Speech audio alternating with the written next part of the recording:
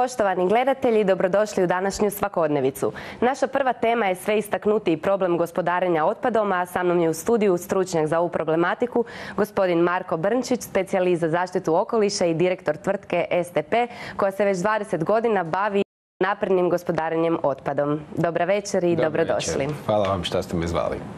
Evo, prošli tjedan obilježen je prosvjedima Jakuševčana i njihovom blokadom odlagališta otpada. A sada pogledajmo prilog o izvanrednoj sjednici Gradske skupštine i donesenim odlukama.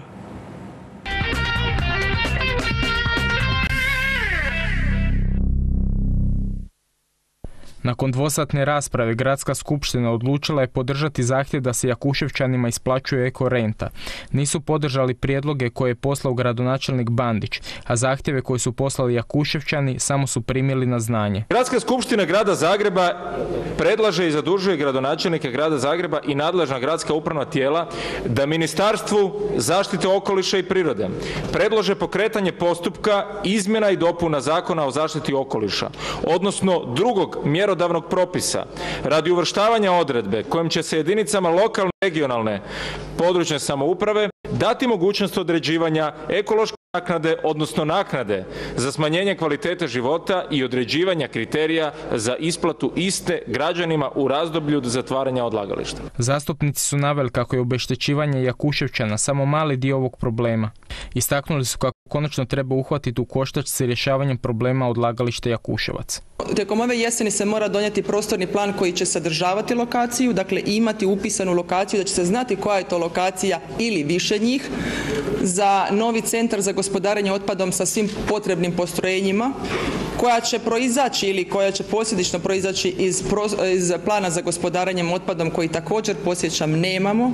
Gradska skupština na današnjoj sjednici zadužila je gradonačelnika da krene u postupak izrade prostornog plana kojim bi se omogućilo trajno rješavanje problema odlagališta otpada. Također su zatražili da se podhitno riješe dozvole kako bi postojeće odlagalište radilo legalno. Jakuševac nema dozvolu za odlaganje otpada. Ima za odlaganje, ali nema za gospodarenje otpadom. I za to je kriv gradonačelnik Bandić, jer to nije riješio. I to je radi istine. Ali nema ništa od priča. Raspravu s tribine pratilo nekoliko Jakuševčana koji su u gradsku vijećnicu napustili dok je govorio zastupnik Dan Špicer. Uskoro bi možda mogli čuti i sljedeće. Kad nam sve ovo ispunite, želimo, besplatan javni prijevoz, besplatno parkiranje u cijelom gradu, prvo mjesto u svečanoj loži Dinama, a ubacite par sto karata za Pepperse, čujemo da su sad u blizini. Ili ćemo blokirati smetlište. Špicer je kazao kako razumije da žive u teškim uvjetima, ali je istaknuo da to ne opravdava njihove postupke. Ako ste mislili da ćete od sada pa nadalje, zbog vaše materijalne koristi i u dogovoru s gradonačelnikom Grada Zagreba moći maltretirati, ucjenjivati i ugrožavati zdravlje 800.000 Zagrepčana, tu ste se grdo prevalili. Rekao bi gradonačelnik, taj film ne budete gledali. Jakuševčani su najavili mogućnost ponovnog blokiranja ulaza u odlagalište. Hoće li se te prijetnje ispuniti, tek ćemo vidjeti.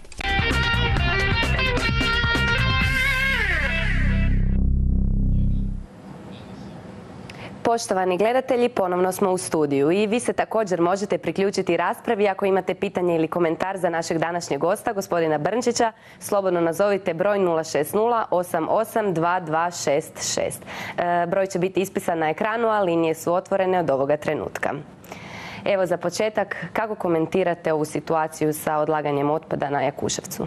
Pa gledajte, bilo je pitanje vremena kad će građanima dozlogrditi i kad će se desiti to što se desilo. Ne? To što se desilo iz tog razloga što mi nemamo nekakvo sustavno odvajanje i razdvajanje otpada i to se ne provodi sustavno onako kako bi trebalo već dugi niz godina i sad je bila jedna kap koja je prelila čašu, ja bi to tako nazvao.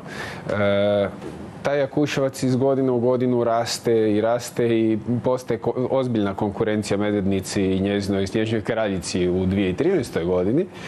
I da se sve to ne bi desilo, to se moglo prevenirati u samom početku razdvajanjem otpada i smanjivanjem pritiska na deponij. Znači, ako se iz otpada koji se danas, ajmo reći skoro pa u potpunosti završava na Jakuševcu, izdvoje korisne sirovine kao što su staklo, plastika, papir, dobit ćete 70% manji pritisak na deponij.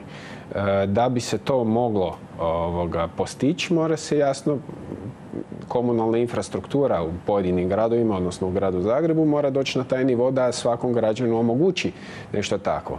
A jesu li građani dovoljno osvješteni? Pa ja mislim da jesu. Mislim da građanima treba dati mogućnost. Ako oni nemaju mogućnost, odnosno ako imaju samo jedan kontejner ispred svoje zgrade, normalno da će svo smeće bacati tu samo jedan kontejner. Ne? Po meni je taj problem Jakuševca ukazuje još jednu stvar koja je opasna po meni, a to je da nekolicina građana može dovesti sigurnost ostalih 800.000, kao što navodi gospodin Špicar, u opasnost. Ne? Po meni je to nezamislivo. Nezamislivo je da skupina građana, bez obzira o kojoj se sad skupini građana radi, može imati takvu snagu da, ajmo reći, baci cijeli grad na koljena u roku 3 dana. Ne? Jer znate i sami nedavni događaj u Italiji, kako je to završilo sa smećem po Italiji. Ne? Znači, to je jedna vrlo delikatna stvar i vrlo osjetljiva tema o kojoj, nažalost, u Hrvatskoj općenito rijetko ko vodi računa. Jer o svem će se voditi računa prije nego o smeću, a u principu je smeće onaj bumerang koji nam se uvijek vrati, bez obzira kojom snagom ga mi bacili. A zbog čega je gospodarenje otpadom na neki način tabu tema? Pa ne bih rekao da je tabu tema, nego jednostavno ja bih rekao da smo mi svi prevelika gospoda da se bavimo s tim, imamo preče posla. Više nam znači kakav ćemo kupiti auto, kako ćemo se našminkati, kako ćemo se pokazati u društvu, nego smeće. I upravo je to jedan od razloga zbog čega sam ja i krenuo u ovaj cjelokupni biznis, je to zato jer se sa tim poslom niko od, nazovimo ga, normalnih, klasičnih i prosječnih Hrvata nije želio baviti. Ne? Jer je to nešto što je, ajmo reći, društveno neprihvatljivo, to nije nešto s čim se možeš ponositi. U svijetu je upravo to, budućnost i posao koji ima itekako veliku perspektivu. A tko je kriv što Zagreb nema plan za gospodarenje otpadom? Pa ja sad ne mogu reći upretno mi reći, evo, postoji, to je taj krivac, ne, njega sad treba objesiti banu na sablju, ne. Ja bi nazvao da su to kompletno svi građani krivi za to što se dešava, zbog toga jer nisu na izborima izabrali stranku koja je nudila nekakav plan, program i strategiju razvoja i gospodarenja otpadom, zbog toga jer niko nije razmišljao o tome da će nam se to jednog dana obiti o glavu. Ne? A je li ekološki prihvatljivo što se zatvaranje Jakuševca odgađa sada već i do 2018. Pa gledajte, svaki dan je ekološki neprihvatljiv. Ekološki neprihvatljivo je cijela naša povijest odlaganja otpada ekološki neprihvatljiva. Kad vi pogledate da se svo to smeće koje se skupi u gradu Zagrebu vozi na deponij, da se tamo deponira, da se tamo to navaže, prekriva zemljom i da se apsolutno ništa, odnosno vrlo mali dio toga reciklira, to je već ajmo reći, situacija u kojoj se već možemo zabrinuti i pitati, pa dobro, gdje mi živimo i kako to funkcionira. Nevjerojatno je da u današnje vrijeme, kada postoje sve te tehnologije za obradu otpada, postoje moderne spalionice, postoje, znači, centri za gospodarenje otpadom, da je to u Hrvatskoj tek u nekakvim povojima, ne da se to tek razvija. Mi smo jednu spalionicu otpada imali na Jakuševcu. Ona je neslavno završila požarom, ne, i od tada nema apsolutno nikakvih naznaka da će se nekakva nova raditi. Što je nužno zlo, ja se slažem, ali mi ne možemo razmišljati o tome da otpada koji je za spaljivanje i koji se ne može drugčije obraditi neće biti. Znači, to je utopija po meni. A kakva je situacija u ostalim hrvatskim gradovima? Pa nije bitno bolja, globalno. Nije bitno bolja, ali imamo neki par svijetlih primjera i par svijetlih točaka s kojima se možemo ponositi, za koje možemo reći tu se nešto radi, tu se nešto događa, tu neko pazi, tu se razdvaja, tu se reciklira.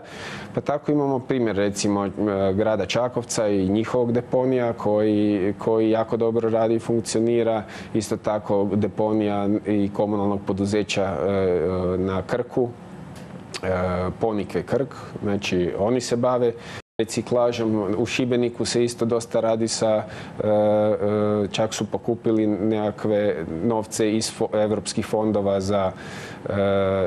koji su sufinancirali razvoj takvih projekata. Pa to je recimo Bikarac je svijetli primjer toga.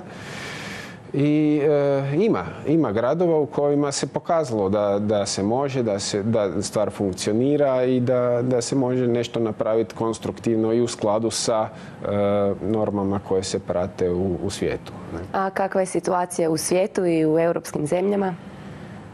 Pa gledajte, oni su daleko dogurali.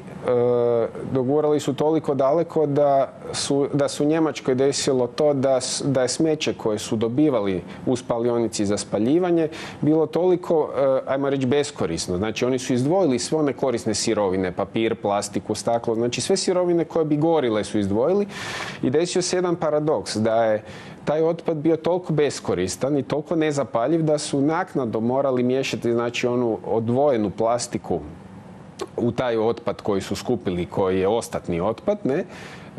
Naši građani neka krivo ne shvate. Znači, ovo sad što mi bacamo u kantu je za ljude u Europskoj uniji nevjerovatno. Ne? Znači, prvi paradoks s kojim se oni susreću kad dođu u Hrvatsku je to da, recimo, hoće baciti vrećicu razvrstanog otpada u kantu ili nerazvrstanog i dođu do zelene kante na koju su oni navikli da je kanta za staklo.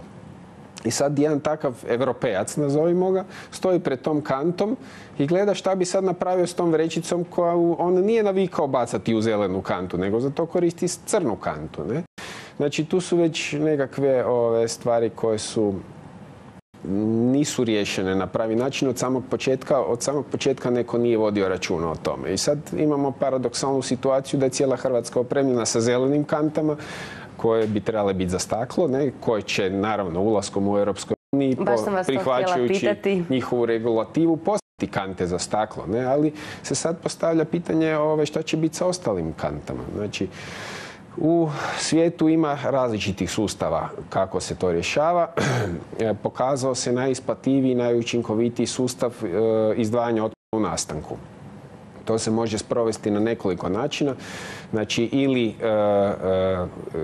sa većim brojem kanti za smeće različitih boja u kojem se razvrstava otpad i on se periodično odvozi, recimo jedanput ili 2 puta mjesečno određena kanta.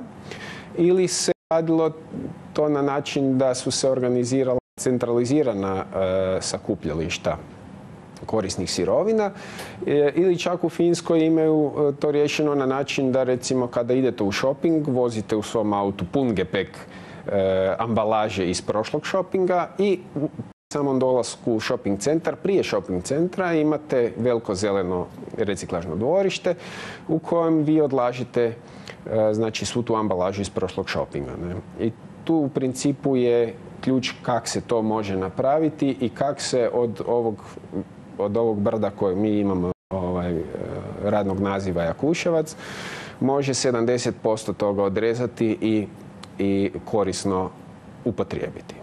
A koliko će se situacija promijeniti ulaskom Hrvatske u Europsku uniju? Gledajte, to još niko ne zna sa sigurnošću, ali znam da ćemo sigurno plaćati penale ukoliko se nećemo moći pridržavati onih smjernica i odrednica koje moramo i koje ćemo potpisivanjem prihvatiti. Znači, normalno je da ako i u prometu, ne, ako postoji određeni zakon, a vi ga ne poštujete, dobit ćete kaznu. Ne? Sad to nepostojanje komunalne infrastrukture koja bi to omogućila je već problem sam za sebe, jer za to treba vrijeme. Ne? Vrijeme treba da bi se uvele posude za odvojeno prikupljanje otpada.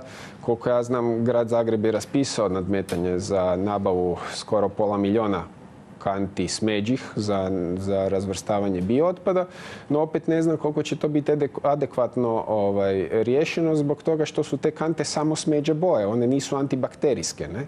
I desit će se to da će se u tim kantama otpad vrlo brzo će fermentirati, jer bakterije su te koje proizvode te neugodne mirise, ili će se kante morati voziti vrlo često, što opet ekonomski nije isplativo, ili će se te kante poslije svakog pražnja morati prati, što opet ekonomski nije isplativo.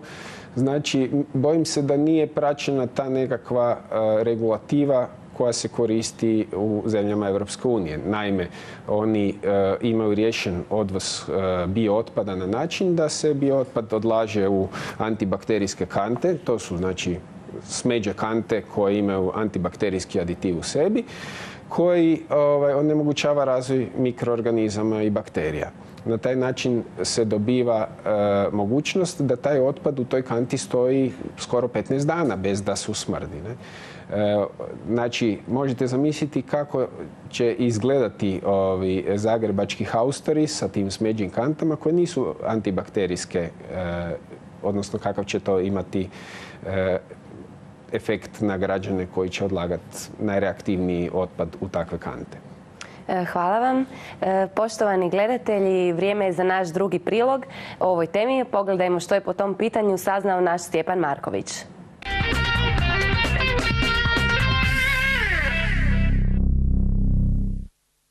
Ugovorima koje je potpisala s Europskom komisijom, Hrvatska je preuzela određene obaveze kada je riječ o gospodarenju otpadom. Sve te obaveze imaju fiksne rokove do kada moraju biti izvršene. Do kraja 2018. godine se mora sanirati i zatvoriti postojeće odlagalište otpada.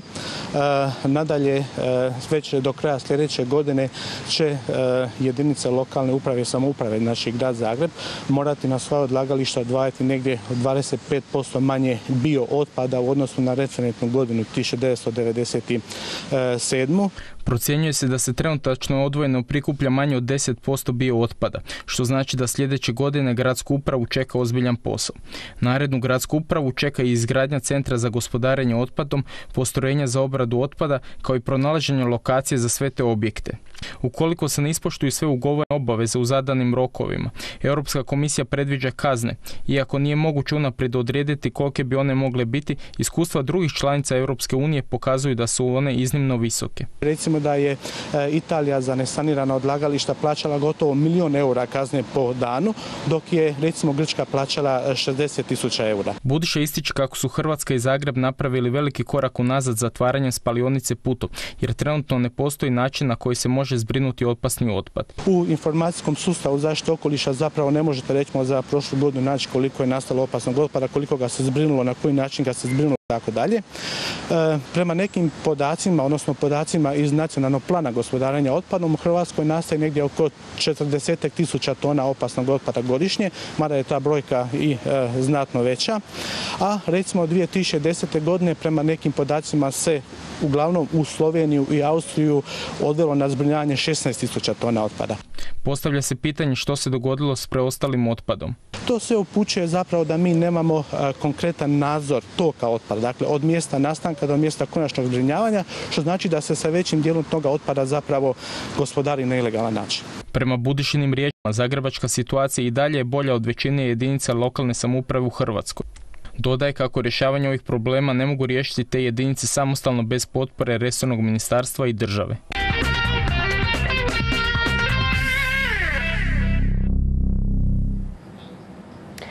Gospodine Brčiću, jesu li vlada i resorno ministarstvo učinili dovoljno? Pa gledajte, teško je sad na to ovak općenito odgovoriti.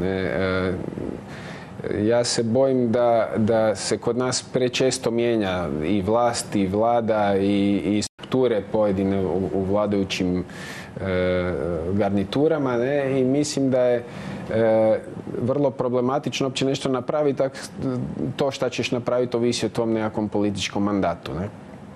Znači da je čovjek koji bi nešto mogao napraviti mora tu biti konstantno, znači mora vršiti neku funkciju duže vrijeme da bi on u toj svojoj funkciji mogao nešto korijenito izmijeniti, promijeniti. A sad, zašto se to ne dešava, znate vi isto koliko i ja. Evo, vaša tvrtka već preko 20 godina bavi se ovom tematikom i proizvodi polupodzemne kontejnere. Pa možete pojasniti o čemu je riječ i kada su oni nastali? Pa radi se u biti o finskim polupodzemnim sustavima koji su nastali prije 20 godina. Mi smo im postali zastupnici od 2005. godine. Te sustave koriste danas na svim kontinentima i pokazali su se kao idealni za ovu problematiku i za ovu startnu poziciju u kojoj se mi nalazimo slijedeći sve ovo o čem smo do sad pričali. Evo, možemo pogledati par slika. Ako se režija slaže, pa možete reći o čemu je riječ. Možemo, evo ja ću to pratiti tu. Evo tu vidimo fotografije iz Velike Gorice koje su, ovo je fotografija sa Bola na Braču. Onda imamo fotografiju također iz Velike Gorice instalirane 2009. godine. Također Velika Gorica, znači tu možete vidjeti da su ti sustavi uniformirani. Ovo je novija instalacija u Tisnom na otoku Murteru, također Velika Gorica. Ovo je recimo jedna fotografija koja je nama neshvatljiva, a to je da se može napraviti parkić uz kontejnere za smeće. Ovo je fotografija iz Čakovca, Marija Bistrica. Znači, kontejneri su se raširili. Evo, ovo je Novalja na otoku Pagu. Ovo je ispred robne kuće Šijana u Puli, također jedan zeleni otok. Ovo je recimo nakon 3 godine možete vidjeti kako izgleda u Koprivnici. Također Bol na Braču, evo, tako se dobro uklopio da se praktički uopće ne vidi. Ne? Ovo je plutajući ponton, zeleni otok, 20 metara kubnih kapacitet, znači rješenje, to je, evo, ove godine smo primili nagradu za eko-inovaciju za 2012. godinu. Nešto kasnije možemo koju riječ o njemu reći. Evo, ovo je u jezerima na otoku Murteru u fazi postavljanja. Također Tisno na Murteru. Evo, još jedna slika sa Murtera. Evo, isto Tisno. Evo, ovo je slikano sa mosta. Znači, evo, dok gledatelji gledaju, nemamo baš puno vremena da vam ispričamo o čem se radi. Znači, radi se o jednom uniformiranom sistemu kontejnera koji su velikog kapaciteta, a zauzimaju vrlo malo nadzemnog prostora. Znači, vi na mjestu jednog cinčanog 1100 litrnog kontejnera imate kapacitet od njih 6. Šta ste s tim dobili? Dobili ste mogućnost da postavite zeleni otok koji ne zauzima bitno više prostora od jednog kontejnera koji je danas u upotrebi i omogućite građanima da besplatno odlažu i razdvajaju svoj otpad i na taj način smanjuju pritisak na deponij. Uz to što se kroz novi zakon treba početi provoditi naplata otpada po količini, pa će građani s te strane biti motivirani još više odvajati sve korisno iz svog otpada što imaju. Događa se sljedeća situacija, to je da vi dobivate velike količine korisne sirovine koju kasnije možete prodati. Pa će građanima se pokazati kao vrlo isplativa investicija da sami investiraju u takav jedan zeleni otok ispred svoje zgrade za koji će oni imati svoj ključ, gdje će moći recimo u takvom jednom kontejneru skupiti tonu i pol korisnog otpada. Znači, pričamo o papiru, staklu, plastici. O kojoj se cijeni radi? Cijena ovakvog jednog polupodzemnog kontejnera je cirka 20.000 kuna sa instalacijom. Znači, u usporedbi sa konvencionalnim sustavima su gotovo jeftiniji kad komparirate da bi trebali kupiti recimo 6 kontejnera 1100 litara i staviti one nadstrešnice, stalke, znači ispadne vas u konačnici jeftinije. Mislite li da bi građani trebali financirati ili bi u konačnici to trebao financirati grad, država? Pa gledajte, trebalo bi financirati grad u biti, jer bi u interesu grada trebalo biti da se smanji pritisak na deponij, da se poveća postotak reciklaže u svakom domu. A u razvijenim zemljama je to stvar privilegije, odnosno ljudi koji žive u lijepim urbanim zgradama, vilama, sami investiraju takve zelene otoke. Zbog toga je si na način skupljanja otpada takvog, znači odvojenog, smanjuju troškove koje imaju. Znači vi imate recimo za papir od 1,5 tonu papira možete, do nedavno ste mogli dobiti skoro 1.000-1.500 kuna tu količinu. Za staklo jednako tako, za plastiku jednako tako. Znači vi imate jedan priliv ako na bazi pražnja jedanput mjesečno takvog jednog zelenog otoka. Koliko bi se često trebalo prazniti? Pa sad ovisi kako se koncipira, ne? Ali u principu se ti moloci su tako koncipirani da se prazne svakih 15 dana do 30 dana. I na koji način? Prazne se sa vozilom koji ima kran. Ali ne sa gornje strane? Da, prazni se s donje strane. Tako da je otvor u koji se ubacuje otpad uvijek čist. Znači vi uvijek ubacujete čisti materijal kroz taj otvor, a kad se vreća izvuče, na donjem kraju vreće se ona razveže i otpad isturi u kamion. Ono što tom otpadu omogućuje da toliko dugo stoji u tom kontejneru je to što temperatura zemlje hladi sam pohranjeni sadržaj, pa se onda razvoj bakterija kudikamo uspori. Imate mogućnost isto tako da se otpad komprimira pod djelovanjem gravitacijske sile koja vuče otpad s vrha prema dnu i na taj način se oslobađa još dodatnih 30% samog kapaciteta tog spremnika.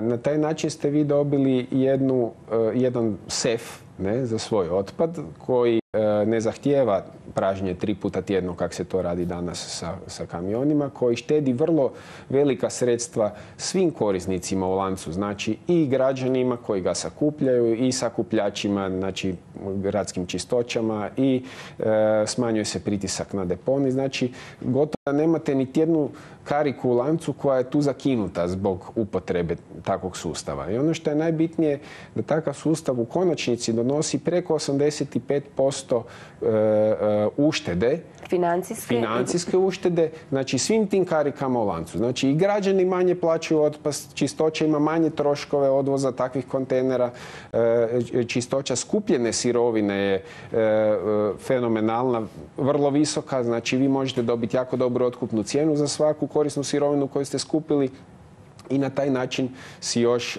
popravite kućni budžet prilivom. Umjesto da plaćate za odvoz otpada, vi još od prevoznika dobivate novac natrag. Znači li to da bi čistoća ostala bez posla? Pa ne znači, za čistoću uvijek ima posla, uvijek će ga biti, pogotovo u ovom našoj situaciji koja je danas konkretno u gradu Zagrebu. Znači, obzirom da se toliko racionalizira samo gospodarenje otpadom i korisnim sirovinama, jasno pojavit će se višak radne snage, ali taj višak radne snage može raditi neke druge poslove za kojih sad nemamo ljude koji su educirani i koji to mogu raditi. Konkretno radi se o komunalnim redarima koji bi u nekakvoj budućnosti trebali educirati građane kako odvajati, kako razdvajati i paziti na čistoću i higijenu samog grada. Što kroz to da se trči za ljudima, šetačima pasa koji ne čiste iza svojih ljubimaca, pa do, ne znam, kauguma na pločnicima, grafita. Znači, mi danas imamo razvijenu svijest, ali nemamo organizirano, nemamo nikakav statut, nemamo nikakav zakon koji bi eventualno omogućio nekakvom takvom djelatniku da potrči za nekim i da nekoga kazni. Ne? Nažalost, pokazalo se u Sloveniji, ako odete s autom prek granice, vi ćete svi se vozi 60 i nikom ne pada na pamet da razvije brzinu preko 100, ne? Jer znaju da su kazne drakonske. Dok se i kod nas ne dođe do tog nivoa, bojim se da se neće bitno nešto popraviti, iako postoji jedna velika većina građana koja, što se pokazalo kroz ove instalacije po Hrvatskoj, koji su pokazali i dokazali da ako im se pruži mogućnost da recikliraju, da će to raditi i bez represije. Što je meni nevjerovatno, recimo, jer svi mi imamo dosta loše mišljenja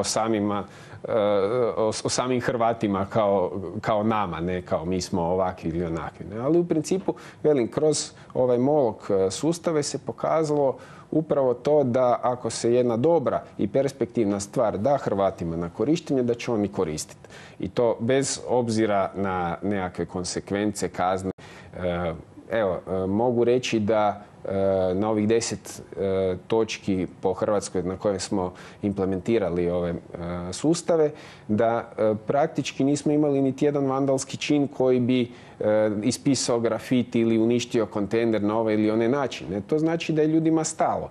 Da je ljudima stalo da im je okoliš čist, da imaju uvjete, da imaju kontejnere iz kojih im ništa ne curi, ništa ne smrdi, gdje vjetar i životinje ne razvlače otpad po kvartu. I kad tako nešto ljudima pružite, oni to znaju cijeniti, znaju čuvati. Koliko je velik otvor za smeće?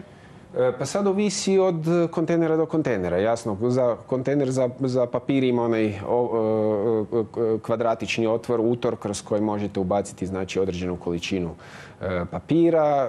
Otvor za boce je tako da može proći ona 2,5 litrna boca ili ona velika široka boca od mlijeka.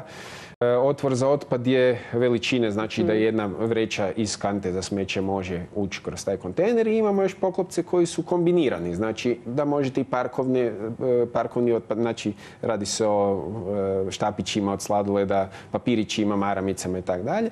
I imamo jedan specijalni otvor koji se zove bačvasti poklopac, koji onda omogućava bilo kakvu krađu korisnih sirovina iz tog kontejnera.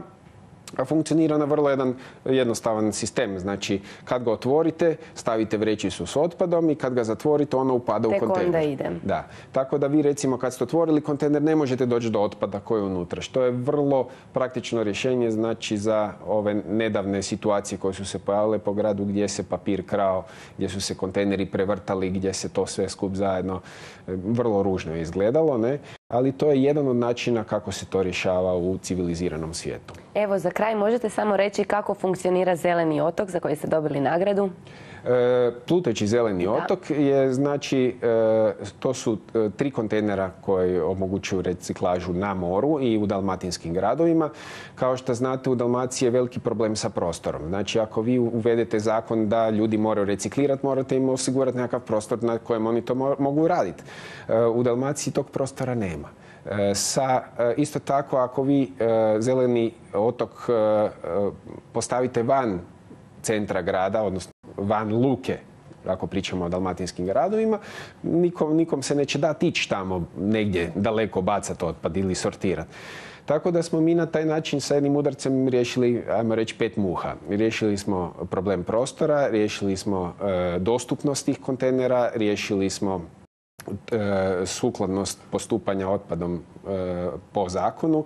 Riješili smo jednako tako i veliki kapacitet koji smo dali otočanima, gdje vi imate problem, recimo u Dalmacija je vrlo specifična upravo po tome što 2 do 3 mjeseca u godini imaju 6 puta više stanovnika nego normalno, ne? I onda im treba jedan buffer, ne, znači jedan rezerva prostora za ta 3 mjeseca u godini koje su im kritični. Sa takvim jednim pontonom je riješeno upravo to i riješeno je to da se u te dalmatinske gradove ne mora ulaziti sa velikim komunalnim vozilom, nego se taj ponton može prazniti i brodom.